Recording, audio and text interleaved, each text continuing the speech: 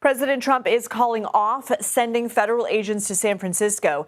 CBS News had learned the officers could have arrived as soon as today, presumably to carry out immigration enforcement efforts similar to Los Angeles and Chicago. But the president says he spoke with the mayor of the city and didn't think it was necessary yet.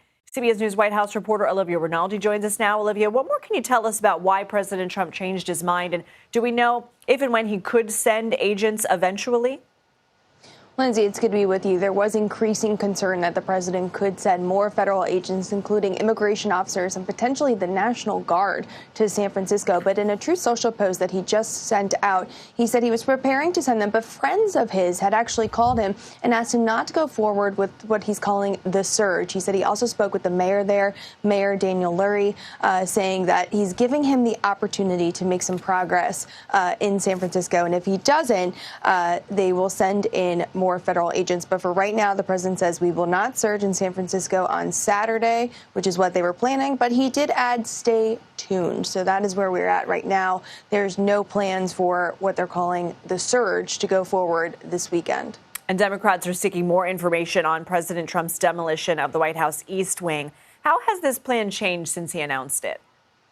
Well, Lindsay, it started as just a ballroom addition, and now, I don't know if you can see it over my shoulder, but there's an excavator that is working currently that is taking down the East Wing. It is almost all demolished. It includes offices of the First Lady, offices of military aides, the theater that was in there. So now this is turning, you can see the images there, they're quite striking.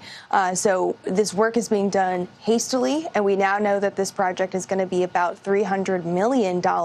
It's going to include an entire new renovation of the East Wing, along with that ballroom that they're creating, and the price tag of this continues to go up because they're also going to be redoing a bunker that is underneath the East Wing that is about 80 years old and they say is in desperate need of modernization. So this project just seems to grow here at the White House. Olivia Rinaldi, thank you.